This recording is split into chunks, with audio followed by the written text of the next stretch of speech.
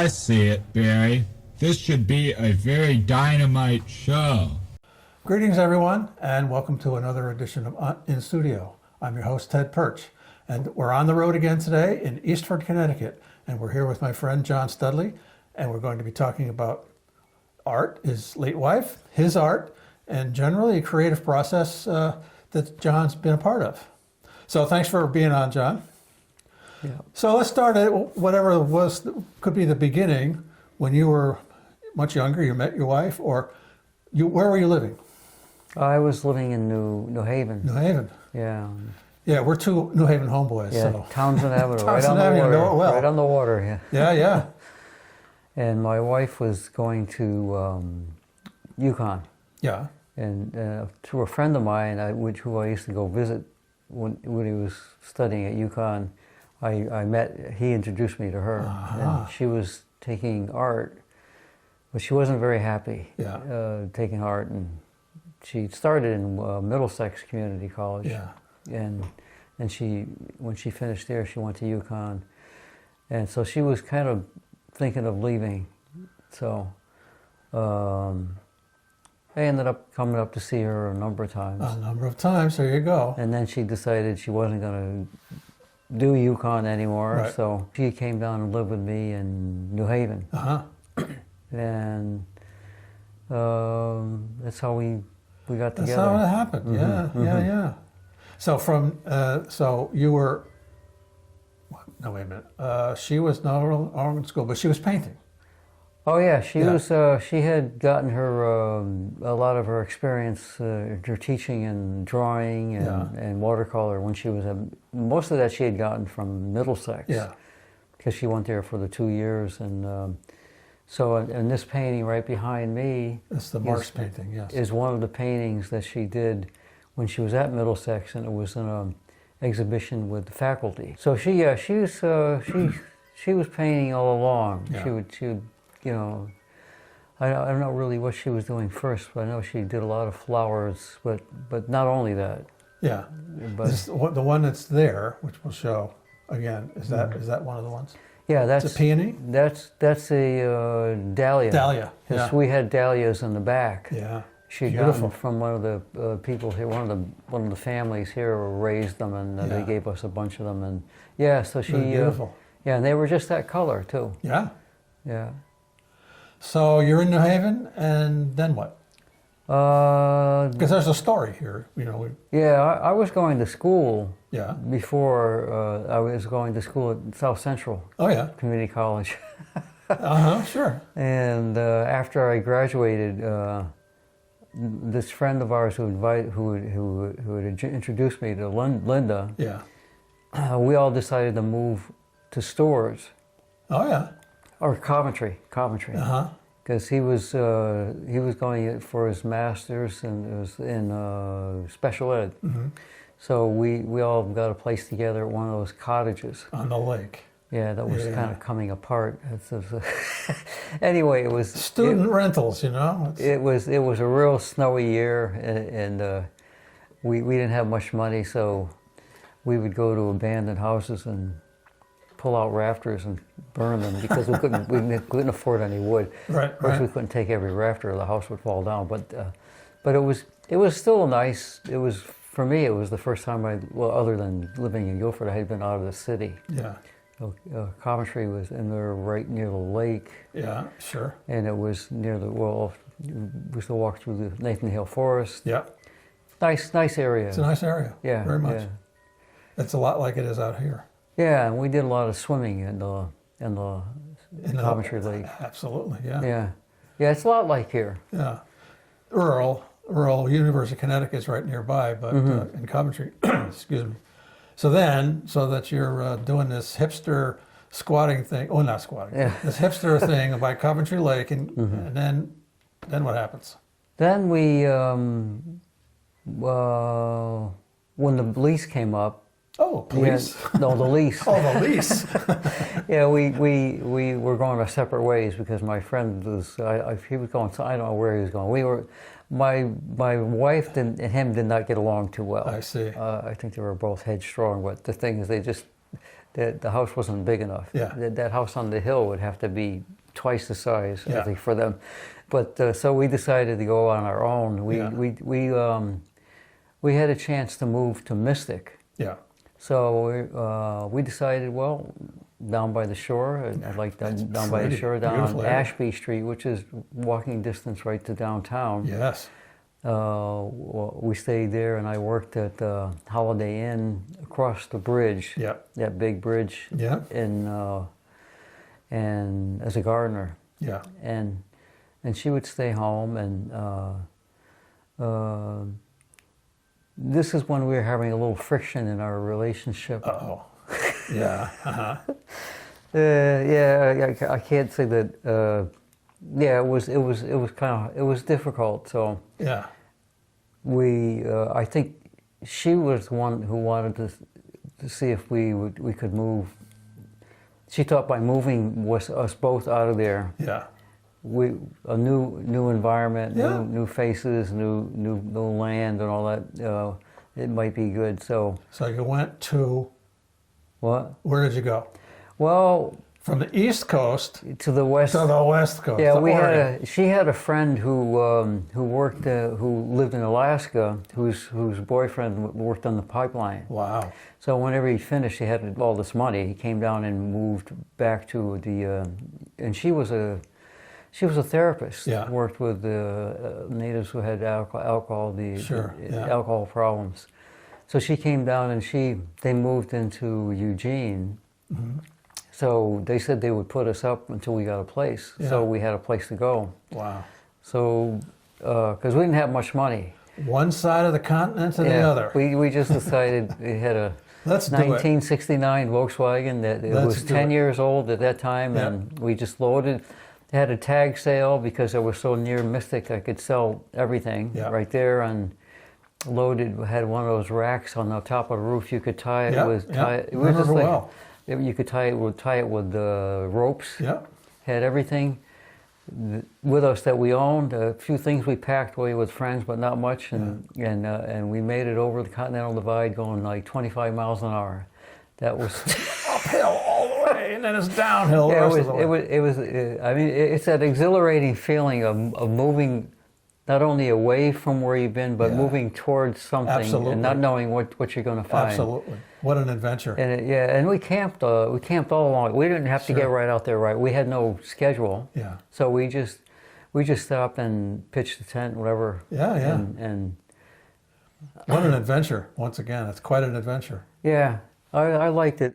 We got off the state highways a lot of times. We Yeah. got on the rural highways. This is more interesting Well, riding. Back in the 70s, there was Route 66 was still the main road. Well, you were in Oregon, That's so a you were little. going That's a little north. south. Yeah. We got on the interstates, but then when we got bored, Yeah. taking the atlas. No, I don't know if anybody. I don't know if anybody knows what an atlas is anymore. Yeah, your paper maps. It's a. But anyway, yeah, we would just take out the maps and whatever state we were in and say, well, this one's going in the direction we're Yeah, going. more or less in that More or direction. less. So yeah, it was. I thoroughly enjoy. We both love to travel, so we had a common thing there. Absolutely. We both Yeah. would. And And the country out there is just spectacular. oh, the country that was in 1977, Yeah. 76, 77. And Oregon and Idaho and Washington were thinking of seceding from the Union. They were thinking of actually. No, it's like they still are. But People okay. were coming out there in droves. Yeah. It was alive. Eugene was like unbelievable. Yeah. So you land in Eugene. Yeah, we stayed with these friends, and then we got our own place. And then I got a job at the University of Oregon State or University. They're both in the same city, I think, Eugene. Could be. One's and the river, the Willamette River, the river Is goes in right between. through it, and then there's Springfield on one side and Eugene, the other city. Yeah. And Springfield is where Ken Kesey's from, Yep. and he used to have a hoo-ha every year, for a whole weekend. They would have Oregon sponsored talent. You were right in the middle of it. I was right in the middle of it, You were that in the happening place. Renaissance fairs, they take you to a bus and you go through these forests, and they had people selling stuff in tree houses. Yeah, and yeah. people would wash your feet. And Wow. It was Wow. yeah, it was a pretty wild scene. Yeah. It was, Now, were you painting then, or was I was doing some drawing at that time. Yeah. I was working in, I think I remember a lot of line drawings Yeah. with indelible marker. Yeah. Just fooling around, basically, trying to I find think- my way through, finding my way. I'm not an artist, basically. Yeah, that's, How about that? that's yeah. There you go. Yeah, that's one of the ones I did with With the My- markers and stuff. Yeah. my, what do you call it? What do you call them? I don't know. It doesn't matter. You put the phone in front of you. What do you call it? Selfie. A selfie. Well, that's a selfie. That's a self-portrait. Yeah, that's the Long and proud history of self-portraits. that's the work. That's the work I was doing with pen, indelible yeah. marker. So that was you, huh? Wow. Mm-hmm. Okay, so you guys are in, and Linda was painting and drawing. Oh, and so- Linda, during the Eugene, during the weekends, they had what they call a market. Yeah. You set up on a parking space. Mm-hmm. Each parking space was like $5 Yep. for the whole day, and you usually had to bring some type of covering in case it rained. Yeah. But you only could sell things there that were made in Oregon right there. You Oh. couldn't sell anything that was out of state. So Huh.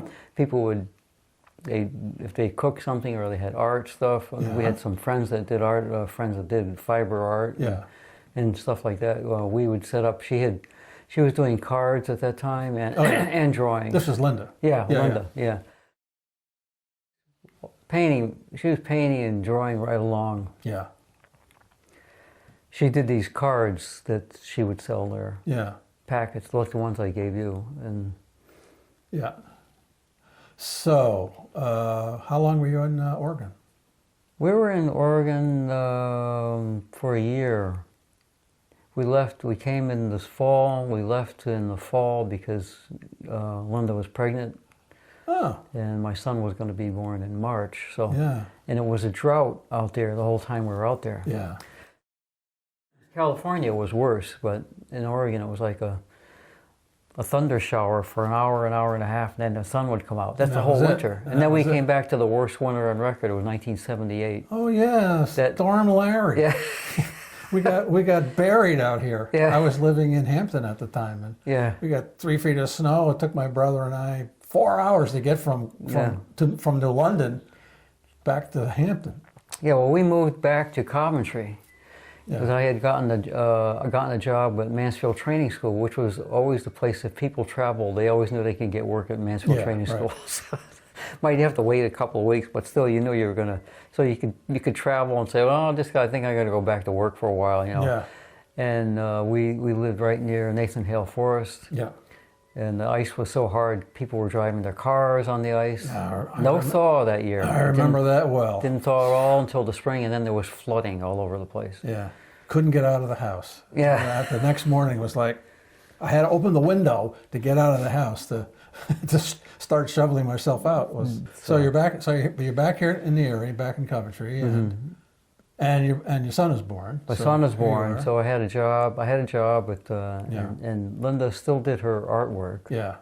This is the lily it's in your living room. That's the pond lily from the wetlands, which is directly above us. Yeah. I think there you go. There's the wetland. Yeah, and there's the wetlands. That's just gorgeous. Yeah. Oh, she She knew what she her was doing. colors, these colors here. I don't know how. If you ever try to draw water, you'll know how hard it is to draw It's water. tough. Yes, it's It looks like you could. When I draw, it looks like you could peel it off. yeah. To be able to see into it, Yeah. that's the neat thing about water. To be Yeah. able to get that. And trans- that's what artists learn how to do. Yeah. Is all those little techniques and stuff.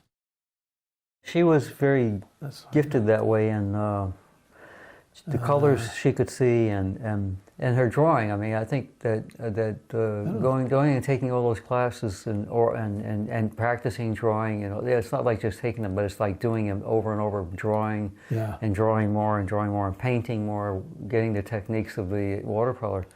No, this is a picture of her. Mm-hmm. This picture of her is taken from the Willimantic Chronicle in 1985 when she had an exhibit at the Willimantic Public Library. Yeah. Oh, she was looking forward to that because she had a lot of work, and she was ready to have a showing. This is after they had found the tumor. Yeah. Now we'll backtrack a little bit because you lost her when? What? 1997. 1997. Yeah, it was a shock. Yeah, well, goes without saying that it's a shock.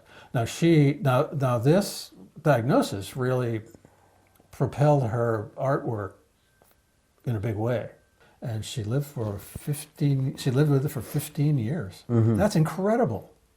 I've known people who have lived, that you get this diagnosis. Well, you got 6 months or a year. Well, outside it'll be a couple of years. Well, I've known guys, several men in my cancer group who have outlasted 8-9 years. So it's one of the. But anyways, that is pretty incredible. Having said that, that situation really propelled her into a whole new realm of spirituality, and Yeah, well, the doctors when they found the tumor, which it was a 4-hour operation just to type it. Yikes. So it was 2.5 on the benign side. But if they could have taken it out then, they would have, but they couldn't because of where it was located. Yeah. So they just typed it, and they wanted to give her radiation. Yeah. Right away. And I spoke to her about it, but she resisted right from the beginning. Right. Because she had her own healing in mind. Yep, that's right. So the doctors were sort of pressing me, but we had a good doctor. Dr. Zadowski, which was an excellent neurosurgeon. Yeah. She had connected with a therapist here in town, not in town, in Stores actually. Yeah. I forgot it. Margaret Vasington. Yeah. Who did totem. Yeah. Native American. Native American. It was Native American spirituality from the North. Native Americans of the Northwest. Where you had lived. Yeah, where we had lived. And dealing with totems as guides, like animals as guides.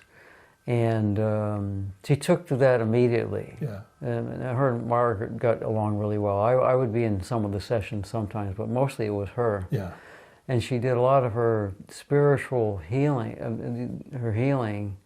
through Margaret. You saw her pretty regularly. Yeah.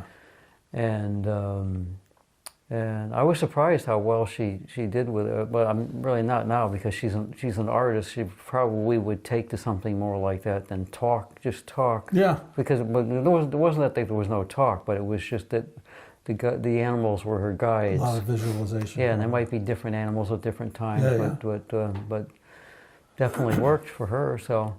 Then she did. She met the Native American in this area here, Chief Firehawk. Yeah. And which, if you lived in this area for any length of time, Ashford. Yeah. Yeah, you would have run into him. Yeah. Yeah. In various places. Yeah, I remember. We must have run into him when we went to one of the powwows. Yeah. I don't know how else we would have, because we weren't involved in any of the tribes. There used to be, I don't know if there still is, but at Mashamaket, correct? Mashamaket, we went to every October it was. Yeah, that's right. And all the Native Americans from Canada, from South America, from the United States, he would get all these groups together. Yeah. And he always used to tell us we're the glue. Yeah. He said, "You're the glue. You keep us connected with the other cultures. The other cultures." So, and then Linda and him got along right from the beginning. And during the powwows, he always would have her set up her table right in front of his trailer, and she was selling her sweatshirts and stuff. Yeah. And the red tail was like a firehawk, so she would give him shirts, Yeah. Yeah. But So we made some friends through that tribe, I guess, or him. I don't know if he was a tribe. It wasn't actually a tribe. He was a person, but He seemed to have come from out west. Was he Lakota? Yeah. yeah. So he, we would see them pretty regularly. Yeah. Some of the women sometimes would come by and bring us homemade birch Yeah. soda. And up in Webster, on Thompson-Webster line, there's a Nipmuc group that's not a reservation, but they do own a bunch of land there, and they have a whatever they have. Oh, where they have They have a drumming? house. Some of the families, they live in that concentrated area. Oh, Yeah. Yeah, so she became involved with him, and so she had an outlet for more of her artwork. Yeah. And So she was producing, she was drawing and producing art all along. oh yeah, and I would take some of her, like her cards or her sweatshirts and stuff to work, and I would sell them during that, like for her, and go to different shows. Yeah. We would take some of her artwork where they had shows, and Yeah. so she was pretty active, even though she was here. If she had appointments and I was at work, the neighbors here would take her, sure. and then I would usually pick her up after work. So she couldn't drive, but that didn't restrict her. She found ways of absolutely. Yeah. Good for her. She was very active during the whole illness. Actually, Yeah. it wasn't that type of illness that she had to be in bedridden. No. So in 1997 she passed. She passed Terrible day. in May. Yeah. She, for about 30 days before that, I came here and she was from work, because my son was going to Manchester Community College. Yeah. So you're living in this house. Yeah, in this house. Yeah. And he was ready. He was planning on going to the University of Maine at Orono. Yeah. And I think all along the line, all along this time, she was thinking of a time when she would go. Yeah. I think she had control over this, which also freaked me out a little bit. Well, but she was able to. She knew that he was going to be gone. Yeah. And I was be at work, whatever, or I probably wouldn't be at work if she needed help. But she was just sitting in the living room. And when I came back and she wasn't able to move, she was just sitting there. So I took her into Willimantic where they did an MRI. The doctor said the tumor changed from an astrocytoma to a glioblastoma, which is a fast-growing tumor. He said she'll be gone in 30 days. Yeah. And she was gone to the day. Yeah. I don't know how they predict it that way, but the tumor was getting bigger and bigger, and taking up more of the brain. Yeah. And so for 30 days I took off. I had a lot of family leave. Yeah. So I got a hospital chair here with a lift, hospital bed. So you attended to her and then I would take her out up to the wetlands where she painted. Yeah. It's just up the hill. And the people around town would provide us meals. Yeah. Yeah, I'd take her out every day because I could do it on myself because I had a lift. Yeah. And it was easy, but so she had the bed in that room, and so she was able to stay here, and she did extremely well. Yeah. I mean, she didn't want they could have extended her life a little longer with the radio, what do you call it, the chemo. Yeah. But her father had that. He had stomach cancer, and the thing was that was almost as bad as having the stomach cancer. Well, sometimes it is. I mean, I've had some experience. I have prostate cancer, and I have a support group that I attend every week here in Easthampton, up in Massachusetts. And the experience that I've had with the men that have had serious, serious metastatic situations, they do the best they can, and ultimately the cancer wins out. Or the body just gives up. That's what happened with her. But she went to see Dr. Furlong also during this time, and he prescribed for her something they were using already in Europe, but they were using it as an injectable form. It was called a Venus flytrap. Yeah. So she was taking a tincture of that, because they wouldn't be able to sell the injections here. Right. And she used that throughout the whole time Yeah. since she found out she had the tumor. You know, you go with what has a reputation and what has some effect. Ultimately, none of us gets out of here alive. I mean, it's a hell of a way to put it, but ultimately, the body gives out, and we move on to the next dimension, and she as well, and all of us will. Well, her Christian faith also helped her. Yeah. So I would find her writing all around the house. Yeah, yeah. And I could tell by her handwriting how she was doing. Yeah. You know, it was getting worse and worse.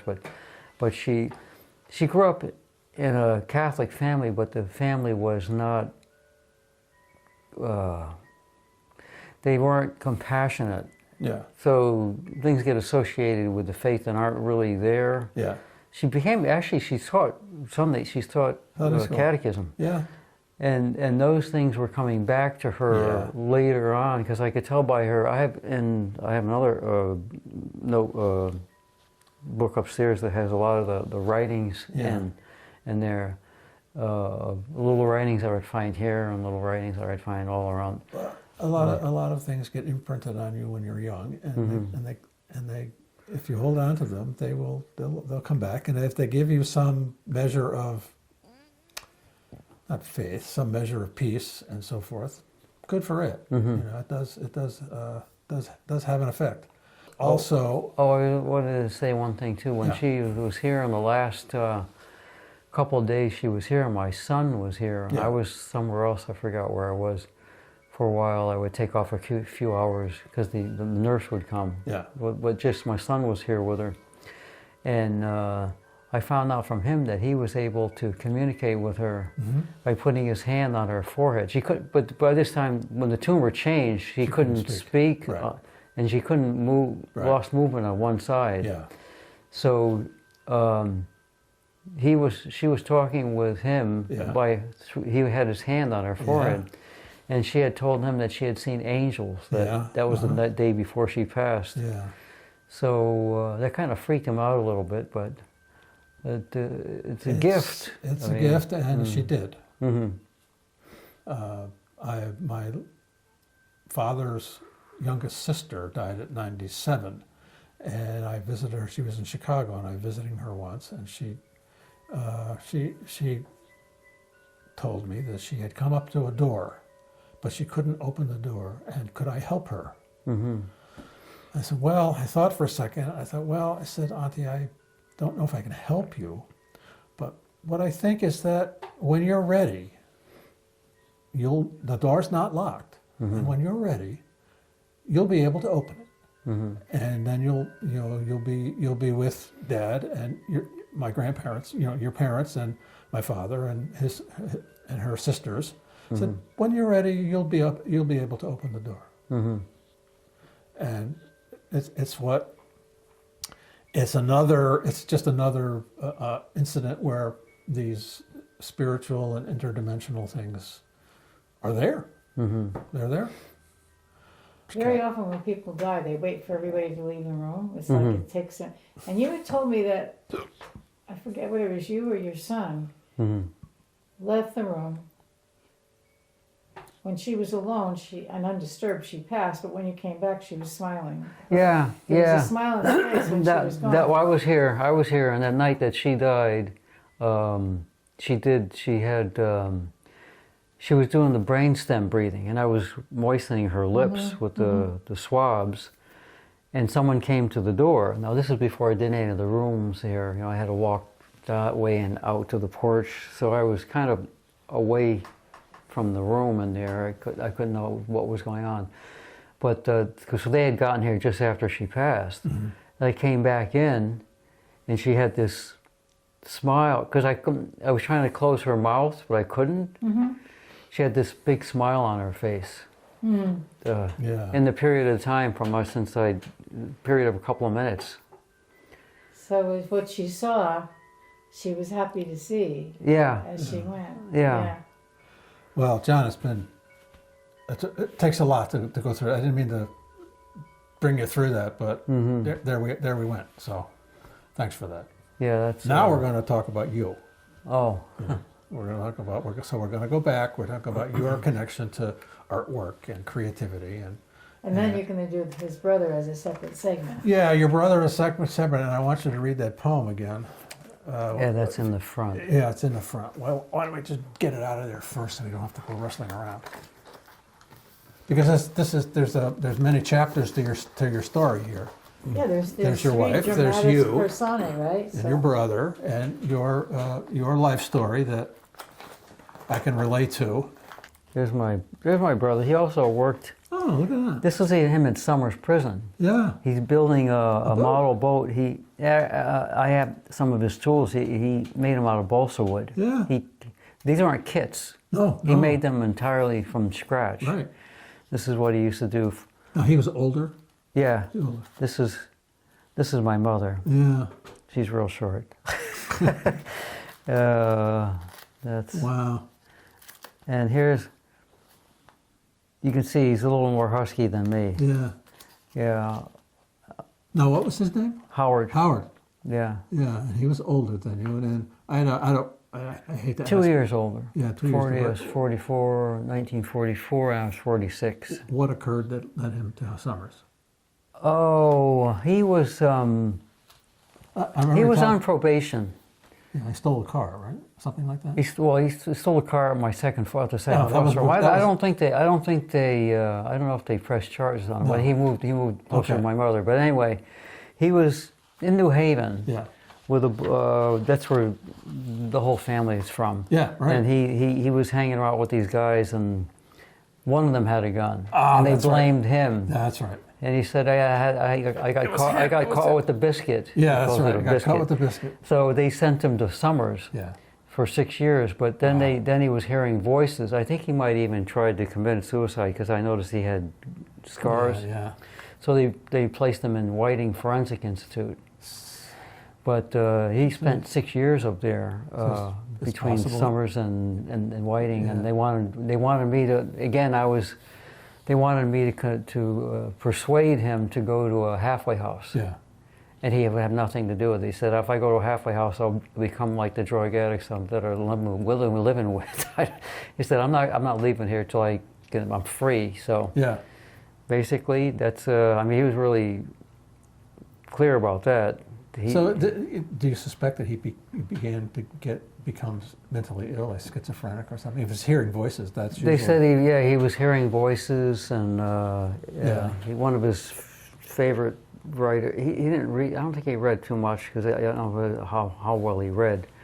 It was Edgar Casey. Oh yeah, that's right. Very much into Edgar Casey. Yeah, yeah. The drawings he did, you could see Yeah, we a have the very drawings. tribal type of Yeah. quality to them. But then he got out of prison finally, and he ended up in. He was going to with his girlfriend from the orphanage, Yeah. who had since been married and had 4 kids, Yeah. and divorced. They got together, and he ended up having a family, Yeah. ready-made. Actually, it was really good for him because Good he for him. probably would have. Who knows what it would have happened with him? But it stabilized him. He Yeah. worked a lot of hours to support the family. Yeah. But that's what he liked to do, and they were really like brother and sister. They had known each other for so long. Yeah. They liked each other, and and he fit right in. He was like the family he never had. That's right. Basically, That's yeah. what that's about. Yeah. Yeah. So I mean, and then he had a aneurysm, Oh yeah, that's right. cocaine induced. They said it was aneurysm. Yeah. That's the only bad thing about where they lived in the old section of Fairhaven. Yeah, yeah. The old section of Lombard Street, Oh, yeah. 527 Lombard Street. Absolutely. Down So- by the Quinnipiac River there. Yeah, Mill River, yeah. yeah. Her mother lived down there, her whole family. Well, a lot of Yeah. a big Italian section at that time. I don't know. I don't know if it is today, but it was then.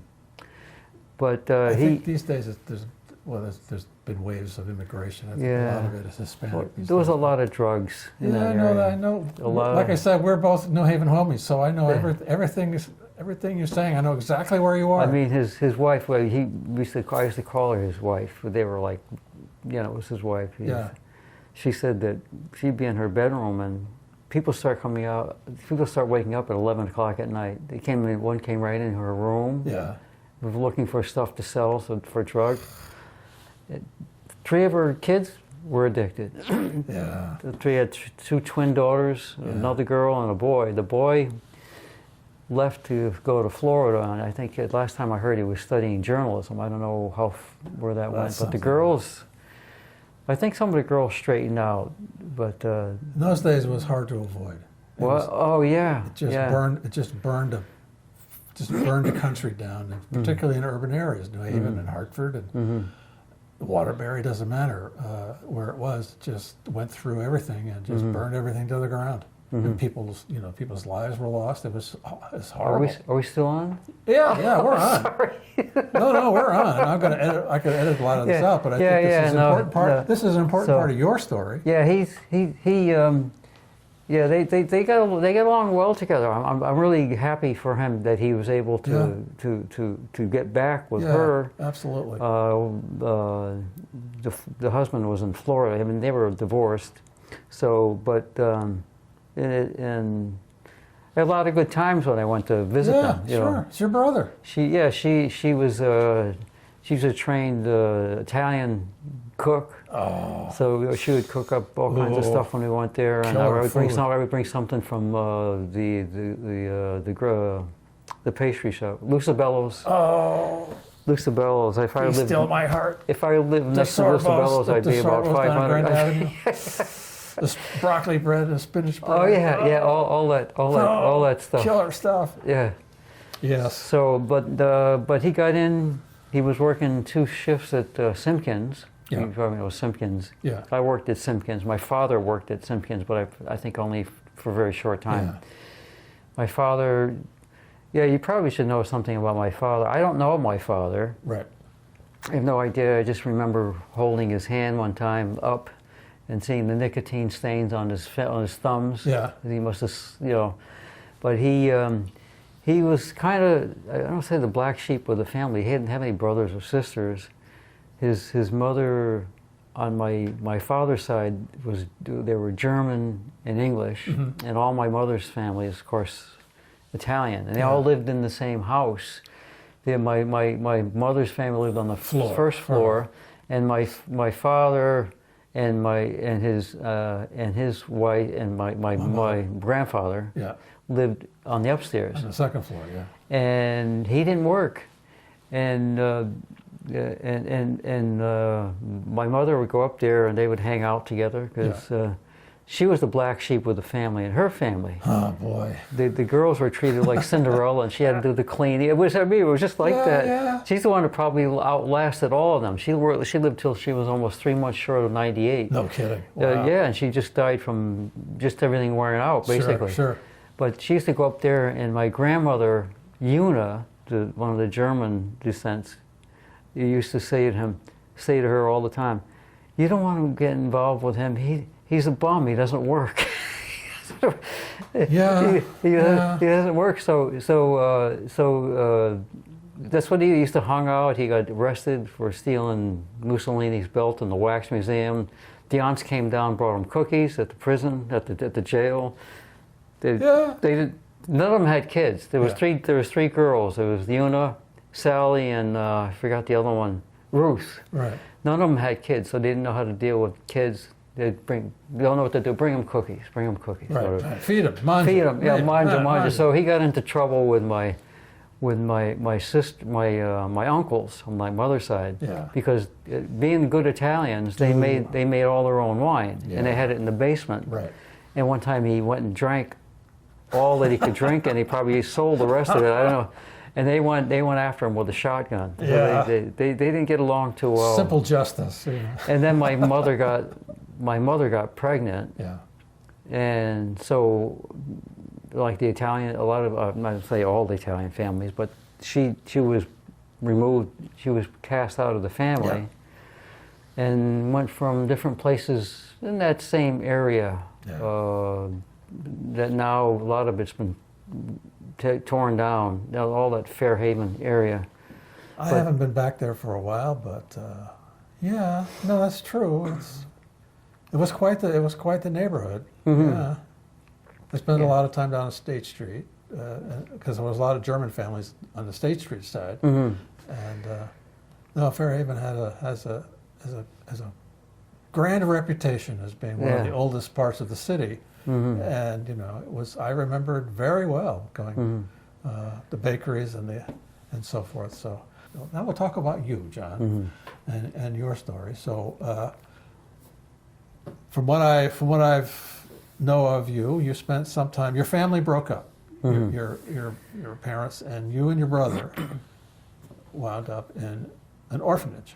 Yeah, my father went to prison for manslaughter. So he was out of the family. He was in Summers. Yeah. Not at the same time my brother was, but so my mother was alone. Yeah. The family didn't take her in. Well, she had 7 kids. Yeah. Some of them were So you white. have 6 siblings. Wow. I've got 2 older sisters. I've got 1 and 3 younger, an older brother. Had an older brother and 3 younger brothers. Yeah. Yeah. And so, like you said, so in those days she was cast out. So no one was going to help her. No one was going to help her. So, and then she would leave sometimes and leave the kids there on their own. Yeah. She didn't. I don't think she was. She really meant it. She was kind of. I'm not trying to cover up for her, but she was very easily led. Yeah. And in some sense, that was like my brother also. Very easily led. Yeah. The men would come to her door and knock on the door, say, Phyllis, get ready, we're leaving. Yeah. And they would go out, and who knows when they would come back. Right. So what the neighbors did, they called up the state. Yeah. Sure. And the state took custody of all the kids. Right. And they put her in Southbury Yeah. training school. Right. So all the kids my 2 sisters went to a foster home in Ansonia. Oh boy. My brother and I were always moved together. My older brother. First we went to Guilford for 3 years, then we went to West Haven to a big Italian family. Yeah. Where he stole the car, and he was ousted back. He went to live near my mother and near Cutler's Records in downtown New Haven. Yeah.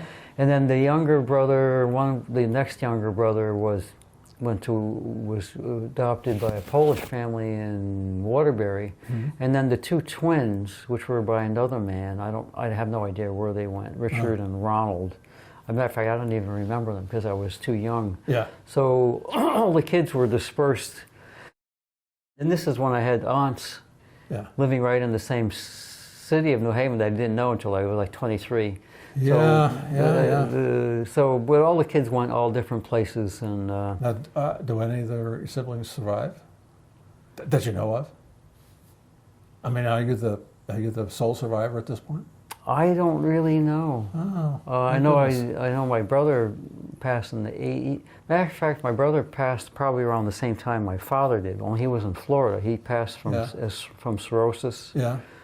Actually, he called beforehand because he wanted my sisters up here to take him in, and they wouldn't have anything to do with him. Sure. So yeah, in the early '80s, my brother passed. My goodness. But the younger brothers, I don't even know where they are. I have no idea. So we ended up all in this orphanage in New Haven, St. Francis Home for Children, or Highland Heights. Highland Heights, I remember it well. You and I share part of this same story. My mother died, and my brother and I were taken care of by the Children's Center, which is just up the street from Highland Heights, up Whitney Avenue. It was a private. So it still exists. It's a private social service agency. So my brother and I went to a foster home for 10 years. And so you and I share some part of the same story. We're compadres in that sense. I know what your experience was, kind of what it does to you. Well, we had, like I said, I don't know where my other brothers went. Yeah. But my older brother and I went to Guilford in the early 50s. It was like something out of Norman Rockwell. It was unbelievable coming from the city. Yeah. Hearing these insects at night, going, what the heck is that? You know, because you don't hear them in the city because they can't live in the city. Totally different world. Totally different world, and it was that time. It wasn't where we lived in Indian Cove. It wasn't, or Indian Cove. It wasn't a gated community. Today, it's a gated community. Yeah, it's very high. Very high end. Yeah. But at that time, it was some of the people lived there. They summered there from New York. Yep. And then the rest of the year, there wasn't a lot of people living there. There's not a lot of people around, no. I thoroughly enjoyed it. My brother, Yeah. we'd spend the whole day at they have their own beach in Yeah, Indian Cove. sure. In the summer, we'd come back looking like copper pennies. Absolutely. But My brother and I lived in North Haven, and it was like this very rural at the time, dairy farm up the street, and we were outdoors all the time. Out of the door in the morning, and we spent all that time outdoors, and then to some extent, it was a very good way to live. yeah, at that time, I think the parents gave their kids more leeway, although it's Oh. probably more safer. Oh, kidding. Because we would go and during the summers, we would go to Yeah. the beach, stay there. All day. When we got hungry, we would walk back home, have lunch, come back to the beach, Absolutely. and we looked like we looked that dark. Yeah. At the end, we would get on the bicycles in the summertime after school Yeah. was out, and we'd be gone the entire day. that's the same thing. We would go from my brother and I. We would Yeah. go from Indian Cove to Mulberry Point, Yeah. which is up the next little Yeah. village up where you go past the cove. Yeah. And we would be riding all day, and our foster parents never really. No. They didn't. It was just sort of accepted. Yeah. We'd be gone the entire day on our bikes. Yeah. Who knows where we were? It's the same thing with my son. I'd go to Acadia. We'd be start unpacking our stuff to set up the tent. He'd take his mountain bike, and he'd be going. He'd come back 2.5, 3 hours later. He's on the carriage paths all over. Or he'd be going all over the. So I'm okay with that. I know he knows his way around. And he just boom, he's gone. Same thing he did around here. They would take their bikes out into the woods, and they'd be gone 2 or 3 or 4, sometimes till almost dark. That's right. We'd go in the summer. We'd go fishing, and we were gone. Yeah. We'd come back. Be back by dinner. Yeah. That was it. And I remember one of the times being at the Guilford Green, where they had this Miss Rheingold pageant. Oh yeah. They had her dressed up in her, Yeah. and she was sitting in the back of a dump truck full of Bishop's apples. Yeah. Bishop's apples. And they were going around the park, around the green, the Yeah. Guilford Green, and she's throwing apples. That's what I mean. It's this very Norman Rockwell type. It would be something I would see him painting, that throwing these apples Absolutely. with her crown on and this skimpy little thing. Yeah, absolutely. I say those were the days. I really hated leaving that place. To me, it was like heaven. Yeah. But we had to leave because of an incident with my brother. Yeah. So, and then we went back to the orphanage. And they were thinning out the people in the orphanage all during this time, getting Yeah. people out of that institutional setting into Yeah, right. as much as they could into Right. homes. So we ended up in the next home, which was in West Haven, Yeah. with the Italian family. Mm-hmm. And that was just a place to be. I mean, it was warm, big family. Yeah. I had 2 older brothers. Yeah. And I really enjoyed it. It was a walk's distance to the ocean, right off Ocean Avenue. Savin Rock. Ocean Avenue. I could walk to the races, Oh, yeah. Jimmy's. I could walk down to the races every Saturday night. Yeah. Down at West Haven Speedway. West Haven Speedway. Down to Jimmy's. Down to Jimmy's. So and then from there I went on into the. My brother, he got kicked out because he stole the car. State police chased him. Yeah. He got it hung up on the rocks. Yeah. And by the water, and then he went to live down by Cutler's, where my mother was living. She used to work at the Holiday Inn making beds. Broadway, Whaley Avenue. Yeah, Yeah. Broadway. Like I said, we're homies. I know everything you're talking about. Mm-hmm. I could see it in my head, every single spot. Yeah, so he was doing well there until he got in. Well, of course, always got into the wrong crowds. Now, what were you? Now, your story would be. So, when you left orphanage, how old were you then? I was a freshman in high school. Yeah. Yeah. No, I was starting in West Haven High Yeah. when they were building the new high school. Yeah. So we did we did morning sessions one year, Yeah. afternoon sessions the next year in Carl Giannotti High School in downtown in West Haven, while they were building the new high school down by the shore. Yeah. And we were the first graduating class from the new high school. Yeah. That was a story about how your brother actually saved your life there, right? Oh yeah. When we were in the orphanage, Things weren't all ideal. No. It wasn't idyllic all the time. My younger brothers weren't in the orphanage with us. They Yeah. must have been adopted right from the onset. Yeah. But my sisters were, and my older brother. So the boys were on one side. Girls on the They were other. the baby boys, junior boys, senior boys, and Yeah. the same thing on the other side with the nuns in the middle. It was like a big U, a huge Yeah. building, and a full gym with a Yeah. pool underneath. I mean, it was in its heyday. It must have been something. But one of these kids in there was a little nutty. For some reason, and I don't know why, everybody was chasing him. He must have done something or whatever. And they were out on the grounds chasing him. I was upstairs in where we lived on the third floor. And eventually they chased him back into the building. Yeah. And I still don't really know why they were chasing him. But he was really like a caged like- rat. So he came up to the dorm where we were, and they were chasing him, and I was I was the closest one near him. You just happened to So be in the wrong place at the wrong time. and he grabbed me. Yeah. And we were fighting, and then of course everybody Piled on. everybody was watching. Yeah. It was like this was a fight. Yeah, yeah. You know, how everybody would watch. So I was struggling with this guy. He was really crazy. He was crazy. He was Yeah. not.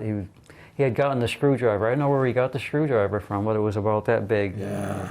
And I was on the floor, and he was on top with two hands. He was trying to impale me. He was right over my chest. Yeah. Oh, And I was pushing with all my might, and he's biting his tongue, and he's just really. I mean, he was not in his right mind. That's horrifying. And all of a sudden, out of nowhere, because I didn't see my brother around, I didn't even think of my brother because I was just trying to stay alive.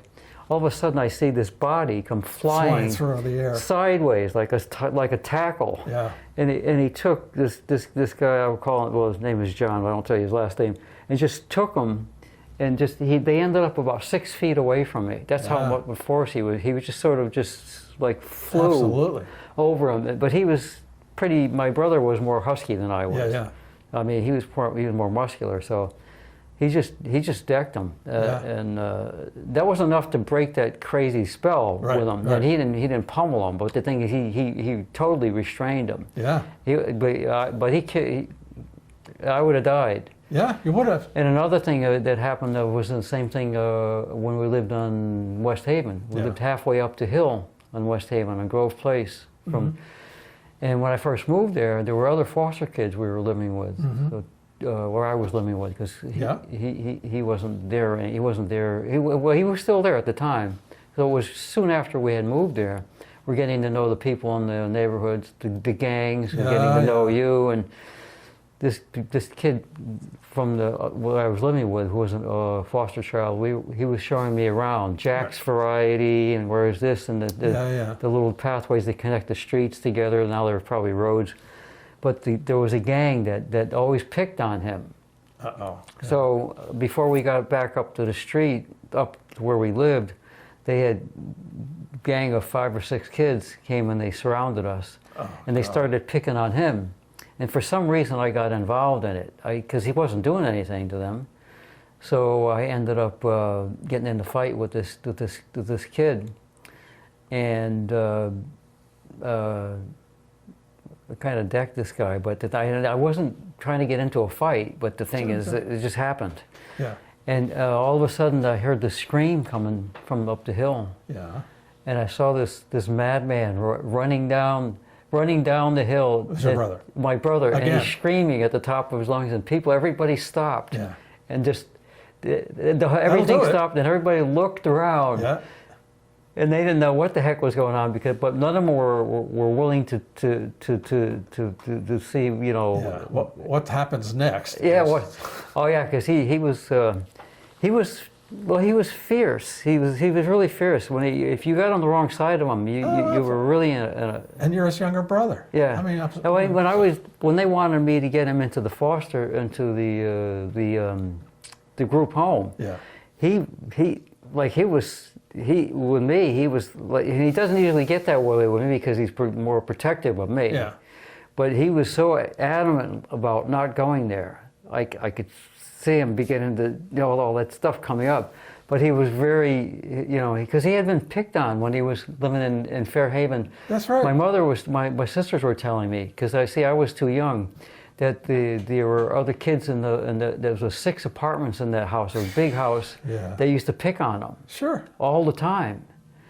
So he got picked on a lot. So he learned, just the screaming was enough for these kids, and everything disbanded, and everybody went their own ways. But he very much like that. He's very sensitive, and my sisters tend to think that he had so many difficult problems because he was so sensitive to everything that was going on. Yeah, yeah. And then if you have drugs that are available, that kind of makes it worse. Yeah. Because It does. But he had other issues that I think he was dealing with, which made the breakup with the family made it more difficult. Yeah, to deal with. I can't imagine, but yeah, Mm-hmm. yeah, it does. And it leaves you in this part of you in this suspended state somewhere in your mind. Everything has been interrupted. You're like what you would consider the normal flow of a life through family and so forth. That's interrupted, and then you're left with having to somehow put it back together. Yeah, my sisters would tell me that he always had talked of wanting to go find his father. Yeah. And he never was able, because his father was somewhere in Florida. Yeah. The aunt knew, one of the sisters, but she wouldn't tell any of us. Yeah, it's probably better that you didn't know I mean, you think all in all, if he was a troublesome person, you didn't need any more. I'm just interpreting this. If I'm wrong, fine. You didn't need any more trouble in your life, and it probably wouldn't have. You want some, as a kid, you want some sort of closure, or you want that connection, and they kept it from you because they figured that it wouldn't be good. Well, I found out he was an alcoholic. But, and that he died of cirrhosis in Florida. Happens a lot. Now we're talking about your brother Howard. Yeah, he was. And when he was incarcerated, he wrote this poem, and I'd like you to read it because it's what you have. Yeah, this is when he was in Summers. Yeah.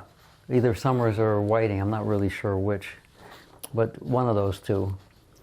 And I'll read it. It's, in the wind of a prison yard, a friend of mine told me his mother died as both our eyes got shine. The wind blew the bits of paper in a circle. The sky was ink. No one was seen. No one was heard, as we both thought of our mothers with shine eye and bitter words. Silence was often as we look around at every tiny sound, and so he told me how much he hate everybody at the funeral, and as we look at the build that we hated to see, and so we talk and try not to see the thoughts blowing in the wind as they rise in a circle high and freely away, as we talked in one prison yard with words of hate and eyes of fire and one little sound. That is truly remarkable. Yeah, I wish that he had written more. Yeah, there's so much feeling in there, and there's so much depth, and I mean, I'm acting like but anyways, just listening to that, you can, and it's in his own writing, and that's all that completes it. It's not just, but if you read it as he wrote it, it's the words that he wrote and what he wrote. It's all comes together, and it's quite remarkable. Yeah, I didn't want to touch it. I mean, no, you wouldn't. Not even. No. I never even knew he had this. For some reason, I came across. I don't know who gave me it might have been one of my sisters. I'm not really sure, but I never ever knew that he wrote anything. because he was a very quiet person. Yeah. He was, you know, he had trouble communicating with people. Yeah. So he would more like laugh a little bit more, you know. Yeah. But we never talked about anything like this. He never would say, show me, you know, Yeah. or something that he did, No, or any of these drawings He kept actually. it, yes, and we have those drawings, and that's just remarkable. Especially when he says, told me how we both thought of our mothers. Mm-hmm. It's like no one was seen. The sky was ink. No one was seen. No one was heard. Because we both thought of our mothers. Mm-hmm. Boom. Mm-hmm. That's just remarkable. Mm-hmm. Yeah. So that was your brother Howard. Yeah. Yeah, and your son will probably pass that on to your son. Oh, I Yeah, definitely, absolutely. yeah, I definitely will. But he had a talent. Mm-hmm. Yeah, he did like he did with the boat he was building. Yeah, That- I'll take a picture of that too. So let's see. Now we're gonna circle around, circle the wagons around to you. Mm-hmm. And you have been active as a painter and drawing. And how now were you drawing and so forth when you were younger, when you were a kid, or did it come to you later?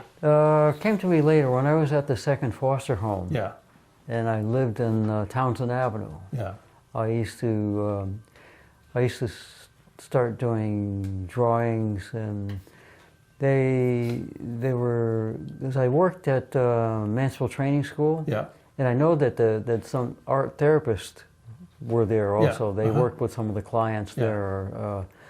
And so I thought I would just do some drawing that would be sort of like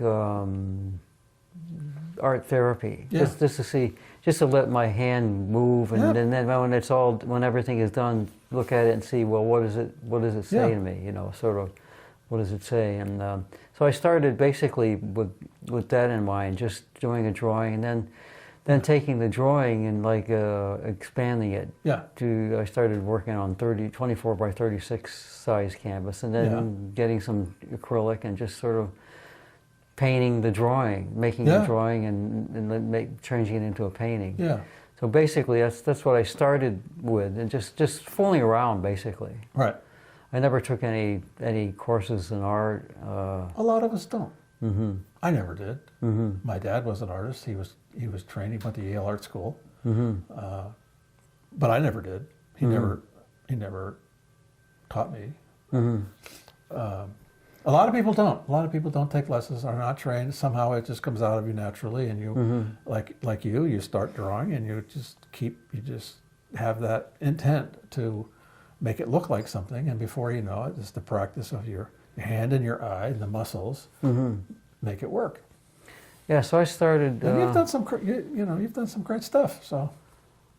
Yeah, I haven't done anything recently. Yeah. But Well, whatever. I did a lot of different medium. I started working with indelible marker, and experimented with pastel crayon, and what else? Spray work, little templates, and just fooling around with. Jackson Pollock was one of the people I liked, because I liked the way he sort of. Yeah, you have this upstairs. You have this upstairs. Yeah, room, it was like part of. You become part of what you're doing, and I think one of the people that coined his term action painting. Yeah. He said that it's the act of painting. Right. It's basically, this in my, I don't know, I'm probably going to get this wrong because I'm not an art major, but You don't have to be. But it's like that's the result. Yeah. What you're really doing is you're becoming part of the process. That's right. You become part of that, whatever's coming through you. Yes. So for me, what that meant is I'm not controlling. I'm relinquishing as much control as I can. Yes. So the way I saw it is you sort of disorient yourself. And what I do, disorient myself from what I'm doing by moving around the canvas. Now, don't have one focal point, and then just You're channeling that energy. Basically, that's the high point. Yeah. This is the fruit of that. Right. The painting is the fruit of it. It's not the end point. No. It's the fruit. And there is, I don't want to interrupt you, but this is very much layered. I think we talked about this earlier, that Jackson Pollock had the unfortunate kind of thing of to have that when he was popular and his paintings came out, it became like, well, anybody can do that. Oh, I can do yeah, that. yeah. But actually, that's not just random. Mm-hmm. Like I think you said, the way you constructed this was that the black was the background, was the base. Yeah, I noticed that he used light backgrounds, and I thought, well, maybe I'll use a flat black. Yeah. And maybe because of the paint I had, it would probably give a little bit of contrast. Yeah. I wasn't sure how much contrast I wanted, but I said, well, these colors will bring contrast. Yeah. That'll add another dimension to the painting. And they also add all this energy because they are layered, and you have the black and whatever's red and blue and all the different colors, and they're just lying in. And there's a pattern. There's patterns here. That's just not random stuff. It's just patterns that emerge, and it's really quite. Yeah, I looked at some of the Jackson Pollock paintings, Right. Before I did this, and I'm thinking, well, how does he do that? How does he do that? Without it being all one massive blob. You're right. And I looked at it very carefully, and he has swirls that are very fine and short and small, big swirls. So and I was trying to think, well, if he did it that way, and the canvas is 12 or 15 feet by 10 feet or 8 feet, it must have taken him a long, long time, because you just can't go in there flinging paint. So I looked at it and I see some of those really fine little pieces, and so he had to walk into it. The canvas, he couldn't do the canvas. Even an 8-foot canvas, you can't reach that far in. You had to walk. So you can't really see what you can't really see. Well, that's what he did. Yeah. If you see, there were some. I think movies, but there were some videos of him in the process, and that's what he tied. That's what it is. He's got when he had to have a reach, he had tied it to a broomstick or something, and he's out there leaning over, or he's walking through it, and as he's walking back, he's eliminating his. So what I did I picked this because it's a 24 by 36, and in my shed I put it on the floor. Yeah. So I had everything, all the paint all around it, and different thickness of wood, like paint stirrers, tongue depressors, nail files. They're all that. They're all different thicknesses. So when you dip them in the paint, the stream will come out thicker or thinner. Right. So just having implements around.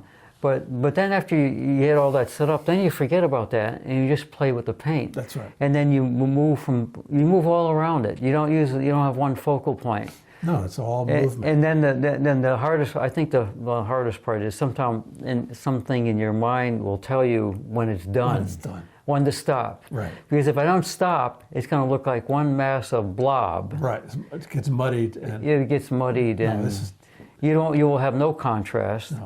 The black will all be covered. So that's the part. That's the part I was concerned about in the back of my mind. I said, how am I going to know when this is done? Well, you know, and this it's a wonderful painting right here. Now this is another one that you have upstairs. That's when I was dealing. I started working in grids. Yeah. Again, going back to Pollock, because if you have, I would make cardboard 1-inch strips, and I would make squares. These are all 1-inch squares. Right. And if you put the square on, you spray, and then every time you move the grid, you see white. Yep. Because I always use the titanium white on the bottom. So you don't really see what you've painted at all. Right. You just keep moving it 4 times. Yeah. So that every time you move it, you're on canvas you haven't painted. This looks woven. One of the, to me, it seems one of the end effects is that it looks like it's a weave. Oh. I was just toying around with. That's wonderful. I never did any representational work. I always, not until I retired, I started just to try something different. But always was there abstract work, unlike my wife who could do anything. She could do abstract and all that. Yeah. I was trying to make squares, but I was trying to soften the squares, soften the angles.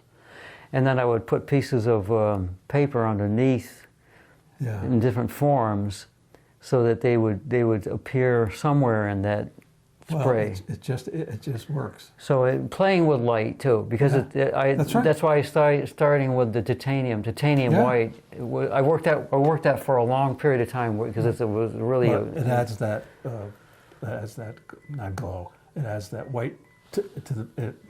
It reflects the light. Mm-hmm. So no matter what you put over it, there is a reflective quality to it, and it makes it brighter. Mm-hmm. But this is great. Like I said, it looks like it's woven, and I think I also said that. When I first saw it, I said, "Oh, this reminds me of Paul Klee." Oh, really? Yeah, he used to do some of that kind of thing. Now, I remember you were talking to me about this. This is one of your not an airbrush thing, but spray paint. Yeah, I started getting into. For a long period of time, I was working with white. Yeah. And just.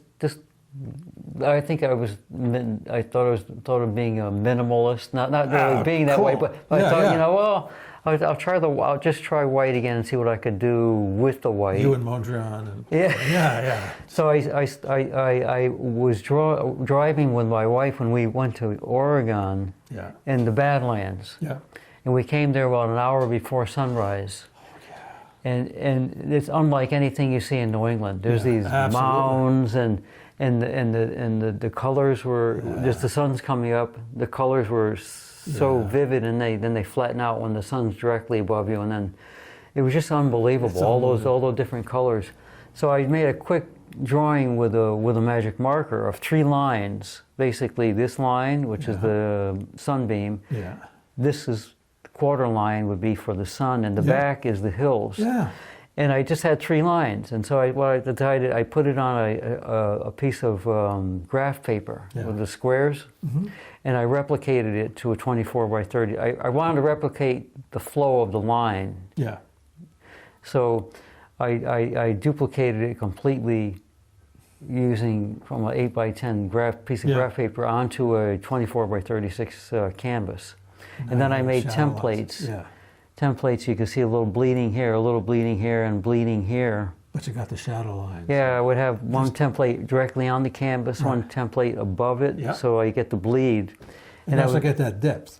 I was trying to drop the sun in between the hills and the sunbeam. I was trying to get it dimensionally this way, because most abstracts are flat. Yeah. I was trying to say, well, maybe I could move it. Maybe I can move it by using bleeding it. This is it. This is perfect. This is. You like that? It's a landscape. It just is. As soon as you mention it, I think absolutely. There's the sun and the. Well, it's hard for an artist to look at that and see it because you're too close to it. But I should ask people first of all what it is instead of explaining it to them, and see if they see that. That's the sun, that's the sunbeam, and that's the hills. As soon as you mention Black Hills, I said, yep, that's it. Mm-hmm. Of course, that's it. Wonderful. Now, this is a sculpture that Linda did? Oh, yeah. Yeah, that's the one. Her father used to get her big hunks of apple wood and stuff. There we go. That's the first painting I did. First one ever? That's the first ever one. That's a 24 by 30. That's the one I was telling you about. I was thinking of just drawing as art therapy, using it as a form of art therapy. So I drew all these forms. Then I put them on a canvas. Yeah. And I used acrylic paint. And I'm looking at this, and all of a sudden, I see a bird. Mm-hmm. I see an alligator or crocodile. Well, see, I was trying to. The thing is, when I do those things, I don't really know what I'm doing. Of course not. Basically, till I have it done. Right. And that turned out to me to be a feeling of apathy. Huh. Like this is a vehicle. Yeah. And these are the passing lanes in the road. Yeah, that's right. I was looking. And this is a figure that was run over by it, and at the same time, the vehicle ran over it. It's looking at the traffic light, waiting for the light to change. Oh yeah, there you go. Yeah, see, there it is. See that's it. But I don't know that until it's done. When I look at it, then I say, well, that's. I actually like working that way because when I try to configure things too much, they come out. Yeah. Then you try too hard. Yeah, you're trying too hard. Yeah. But with still life, you know, it's totally different because you're working with something that's real. Yeah. You know, you're not trying to configure something that's not there. You're trying to represent it the best way you can. Right. But this one is the second one I did. Yeah. And this is one that's called Loneliness. Because there's this chair, there's this sunrise coming, there's this cold background, and the sun sort of pushing its way up there, and an empty chair next to it. That's oil pastel, right? Pastel crayon, yeah. I just like using, those are very, very bright. They are. They're brighter than the acrylics. They're brighter than the watercolor pencil I was using in some of the drawings. They're very rich. Yeah. Flavor. Yeah. Yeah. Well, it's flavorful. Yeah. That texture is very rich and deep. Warm. And you can smush them around and you can blend them. That kind of reminds me a little like of an African painting. You know, this reminds me of an African painting of that. It reminds me of that. That's when we're living out west. Yeah. That kind of was my take on the Navajo. Yeah. Except it's a little it's a little off kilter, but it's enough. There's enough of it in there to resemble. Oh, it's beautiful. Some of the the color is like wow, the purple and it really is tribal. It's really got that. Now this is one of your still lifes, right? Yeah, this is one I did flowers and butternut squash, and that's the ones I did with the watercolor pencil. Yeah. And I wouldn't use the watercolor pencil with water, but I'd use Q-tips. Yeah. To spread it. Yeah, it blends it. Regular color pencils don't do that. Don't do that. No. Or nor with crayons. I took this drawing and I couldn't get the intensity of color that I wanted from the pencils. Yeah. So I said, and what I do with these is I go down and I get them copied. Oh. So I keep copies. Yeah. But the staples. Yeah. You can't tell how the copy is going to come out. No, that's true. And they do have adjustments they can make on them for contrast. So what I did is I went down there and I wanted to get this copied because I need a copy of one, and it turned out to be that. And I like that better. Yeah, it's got. So and all I did is told them to add contrast. Right, and there you go. And there were a number of copies that came out, and I didn't like them. But this one here seemed, because I was looking for more intensity of color. That other one is more faded, and I couldn't get any more color with the pencils I was using. As much as I tried to get as much, I could not get the intensity. So you Photoshop it. I did and that's perfectly legit. I did an Andy Warhol. That's perfectly legit. This is the last drawing I did. Yeah. And that takes place right over here. Yeah. One of these chairs in there, and a towel wrapped on back of the chair and a bell jar. Which is right there. These are wildflowers from Glacier National Park. Oh. That if they ever caught you picking them, they would charge you 50 cents a piece. Yeah. They're a little kind of sense. You know, my Linda, had a Chevy Lumina we rented out there. Yeah. And every time she'd go pick up she'd pick one flower, not from all the flowers, not all of them, but just, we put it in the console. Yeah. And she kept doing this, that. The ranger came over one day, and I said, I don't want to talk to the ranger. She said, oh, I'm going to talk to the ranger. I said, no, you don't want the ranger over here. You're looking in the window. And then where'd you get those flowers, folks? So we packed all this stuff, and she packed them all in, because we had all our camping gear. Yeah. We had sent out there. We were camping. And she sent all those are wildflowers. And those wildflowers that you see in Glacier Park, they come from a glacier that drew everything from the north coming down south. And there are hundreds and hundreds of yards of wildflowers. Yeah. It was unbelievable. I've never seen so many wildflowers. And they tell you not to pick the flowers or pick up the rocks, because if it doesn't seem like much to you, you take one, but the hundreds and thousands of people who come through there, if everybody took a flower, the place would be a desert. So try and remember, folks, what's going on here. No, this is great. That was one where the pencils worked really well. Yeah. I was able to get the colors I wanted at the it's intensity wonderful. I wanted. And that lavender is just right. Oh yeah, yeah. No, you got it. It's just see that's another skill or thing that you learn as you're doing it. You learn how to match the texture and the tone, the tonal thing. I mean, this you got everything is right where it's supposed to be. Yeah, I like the way the rug. Yeah. See, some of the things I didn't have the same color. I was Yeah. explaining that to my niece when I was yesterday. This chair, if you see these rungs, Yeah. I was trying to make it not blend in with the background. But Right, if you right. look at those chairs, they don't have that. Yeah. They're a rung that just goes. Yeah. But otherwise, this way it provides some colors. It stands out. Yeah. Otherwise, it would just Yeah. be what It's is the that? funny thing. Your mind will actually do that. Yeah. It'll come in and say, well, you need something a little bit different there. Right. Don't worry about it. It's not going to look the same. It looks basically the same. Yeah. No, it's And you know that's a rug. It's not looking like this rug, the color-wise. But if I use the same colors, it would be right. it would be blending in more Yeah. with the background. So I was looking at it more in an artistic way. It looks a little like Van Gogh. Oh really? Oh yeah. Oh yeah. Some of the interiors he did with the bedroom. And the cafe. The pool. The pool hall, yeah, Yeah, whatever that is. yeah, It's got very much of the same kind of style to it. It's this is the cover This to is your the same book. place. Yeah.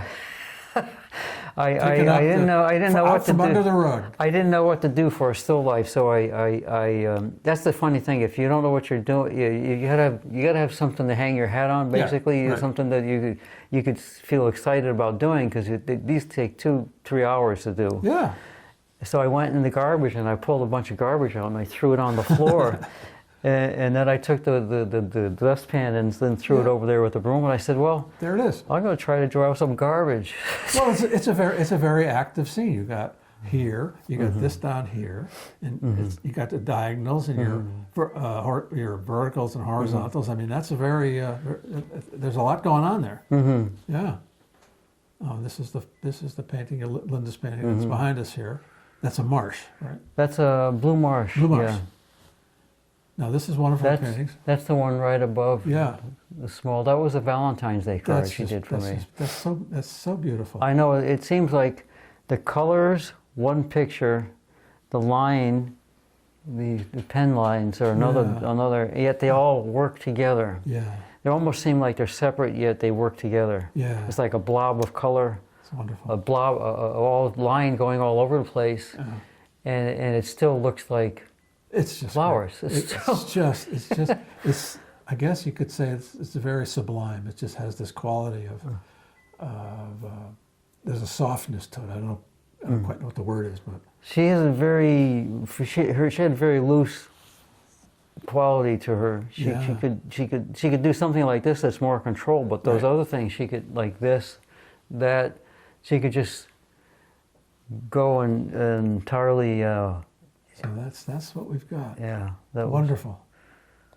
Well, John, you have taken us on a journey here through your world of art and through your late wife's artwork and your own, and how the two of you did it all here. And now you continue to draw and paint. You haven't done anything for what, a year or two now. You said that this was the last one you did was the chair. was the chair. Yeah. But it comes to you when it comes to you.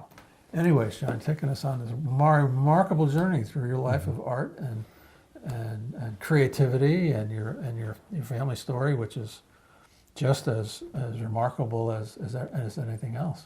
Mm-hmm. It's a whole life that you're living still, and it has all this to it, and it's a very rich, textured experience you've had. Mm-hmm. And thank you very much for allowing me to come into your home and talk about all this and get it out, and I really, really appreciate it. Mm-hmm. So thanks once again. Well, it's been fun. Yeah. Yeah.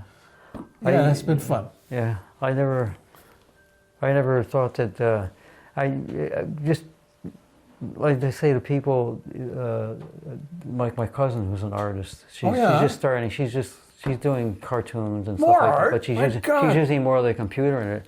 And I was explaining to her on my phone. I was showing her some of the things. I said, Jackson Pollock, and I was explaining some of the things of just doing art, basically for art's sake. Yeah.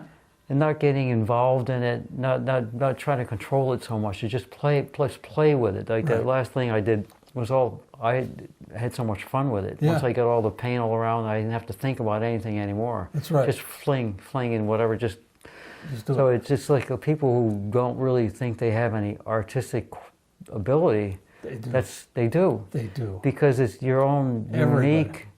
Your own unique style will come And through. vision. Whatever you do, you don't have to try to have a style. Nope. Because whatever you do, it will be there, and along with what you do, it'll show itself. I have a friend, an artist who I interviewed early on, who came right out and said, everybody is an artist. Everybody has creativity, has art in them. It doesn't matter if you've been trained at the top shelf art school or you're painting the rocks in your driveway white. It's all an expression of something within you that comes out. Yeah. And that's all that matters, because it's there. Yeah, it comes out like it's your house. That's right. It's what you put in your house. That's it's right. How you put things in your house. It could be applied to anything you do in your Anything life. you do. Anything. It's just If not. This is only one aspect of it. Putting Right. it on a piece of paper or a canvas. If you're a master mechanic, if you build wooden boats, or you whatever you do, or you deliver the mail, it's you do it in an artful way, and that's how, and that's life. That's what you do. So once again, thanks, John. So from all of us to all of you, I'm still Ted Perch, and I'm still the host of this program, and we'll see you next time on In Studio. Thank you.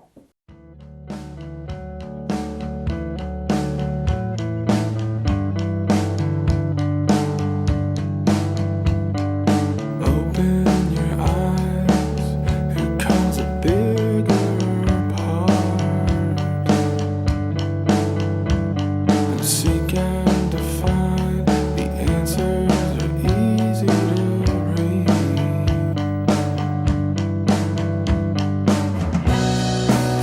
Face that inevitable.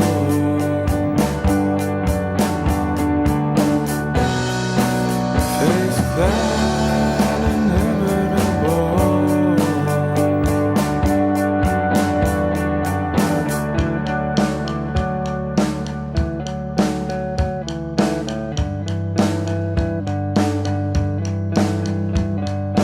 Open your eyes, here comes a bigger part. My parting words would be relax, have fun, and rest easy. And aloha. Aloha! Aloha! Thank you.